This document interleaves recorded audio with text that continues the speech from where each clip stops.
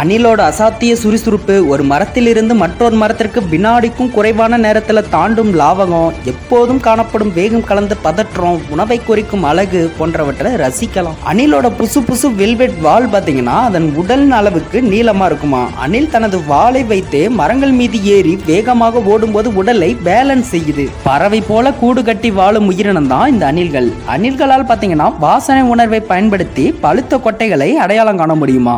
அதே போல் பூச்சி தாக்கிய கொட்டைகளையும் அணில்கள் எளிதில் கண்டுபிடிச்சிடும் சொல்றாங்க. மண்ணில் புதைக்கப்பட்ட விதைகளை வாசனையை கொண்டும் மற்றும் மண்ணில் கலந்துள்ள காட்சிகளை கொண்டும் கண்டுபிடிச்சிடும் சொல்றாங்க. அணில்கள் பாத்தீங்கன்னா 32 கிலோமீட்டர் வேகத்துல ஓடக்கூடிய ஆற்றல் கொண்டதா இருக்கு. அதே போல் பாத்தீங்கன்னா 20 அடி உயரத்தில் இருந்து கூட கீழே குதிச்சிருமா.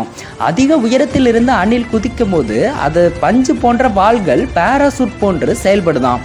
செங்குத்தாக மரத்தில் ஏறவும் இறங்கவும் முடியும்னு சொல்றாங்க. 180 டிகிரி கோணத்துல